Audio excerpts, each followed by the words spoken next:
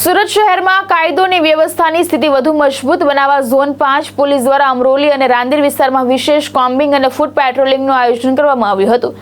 DCP Lakhdhirsinh ઝાલાના માર્ગદર્શન હેઠળ હાથ ધરાયેલી આ કાર્યવાહીમાં મોટી સંખ્યામાં અસામાજિક તત્વો સામે કાયદેસરની કાર્યવાહી કરવામાં આવી છે।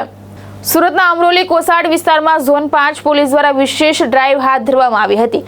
DCP Lakhdhirsinh Zala, ACP, PI સહિતના પોલીસ અધિકારીઓ અને સ્ટાફના કાફલા સાથે રાંદેર અને અમરોલી વિસ્તારમાં અલગ અલગ ટીમો બનાવી કોમ્બિંગ તેમજ ફૂટ પેટ્રોલિંગ કરવામાં આવ્યું હતું।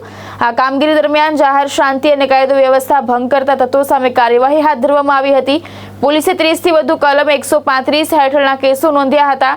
ઉપરાંત 85 જેટલા અસામાજિક તત્વો સામે કાયદેસરની કાર્યવાહી કરી અટકાયતી પગલાં લેવામાં આવ્યા હતા।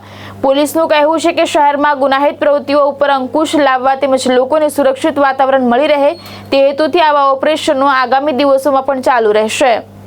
સુરત શહેરમાં કાયદા અને વ્યવસ્થાની પરિસ્થિતિ સુચારુ રૂપે જળવાઈ રહે તે માટે સુરત શહેરના માનનીય police commissioner Shri Anupamsinh Gehlot sir દ્વારા તમામ પોલીસ સ્ટેશનને સૂચનાઓ આપવામાં આવેલ છે અને તેમના માર્ગદર્શન હેઠળ આજરોજ ઝોન 5 વિસ્તારમાં આવેલ રાંદેર અને અમરોલી પોલીસ સ્ટેશનમાં એકી સાથે કોમ્બિંગનું આયોજન હાથ ધરવામાં આવેલ, જેમાં ઝોન 5 વિસ્તારના તમામ પોલીસ સ્ટેશનના અધિકારી અને કર્મચારીઓની વિવિધ ટીમો દ્વારા અલગ અલગ સ્થળે એકી સાથે કોમ્બિંગની કાર્યવાહી હાથ ધરવામાં આવેલી, જેમાં 30થી વધુ જીપી એક્ટ 135 હેઠળ કેસો કરવામાં આવેલ છે।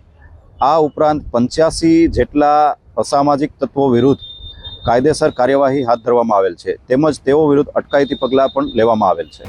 ભાવેશ ઉપાધ્યાય, દ્રષ્ટિકોણ ન્યૂઝ, સુરત।